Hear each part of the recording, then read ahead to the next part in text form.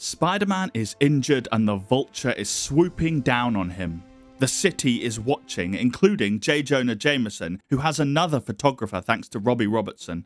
Is this the end of Spider-Man? We're reading every Spider-Man ever, and this is the Amazing Spider-Man issue 64, The Vulture's Prey. As the Vulture swoops down, Spidey responds with a kick, a move that doesn't require him to use his injured shoulder. But Vulture recovers, and with his own kick, he takes out chunks of the chimney that Spider-Man was resting on. But Spider-Man's gone, hiding on the other side of the chimney to grab at the Vulture when he gets close and web up his legs. But Spider-Man's arm is still weak, and he's pulled away from the wall and towards the watching journalists.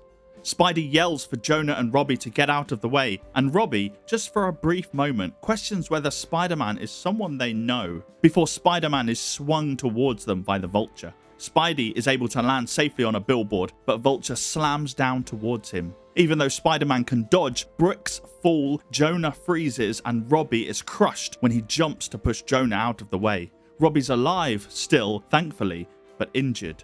And Jonah is mad, blaming Spider-Man for the accident. When the Vulture swoops down again, Jonah grabs hold of Spider-Man, offering him to the villain. But Spider-Man is able to flip them both out of harm's way and web up Jonah to keep him from doing more harm. But the Vulture just won't quit. Meanwhile and elsewhere, Mary Jane visits Aunt Anna and Aunt May, sporting a brand new haircut. May is worried that she hasn't heard from Peter, and gets even more worried when she learns that Mary Jane hasn't heard from him either. And elsewhere once more, and George Stacy surprises his daughter. He's out of bed and well again. And he also has his memory back, and he's able to tell Gwen that Peter never attacked him, that Peter was just trying to help and didn't betray them at all. Gwen is so happy, but her joy turns to worry when they arrive at the Bugle building, the site of the Vulture fight, and Betty tells her that Peter was on the roof. And up on that very roof, and Spider-Man continues his fight with the Vulture. He delivers a powerful punch, but it does little, and Vulture knocks Spider-Man down to the side of the building. Spider-Man reaches out to grab the Vulture's legs, but he's weak and he's injured, and he's unable to hold on. With a punch, the Vulture sends Spider-Man falling down to the streets below.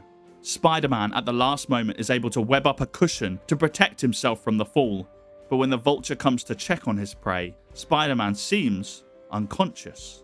That is until the Vulture gets close enough, and then Spidey jumps up and snaps the power pack in Vulture's wings.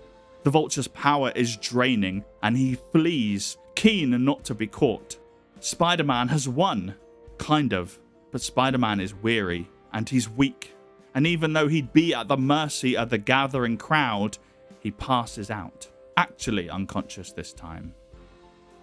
Thanks for watching. Next week, Daredevil fights Captain America. But while we wait for that issue, here's a fun fact about this one.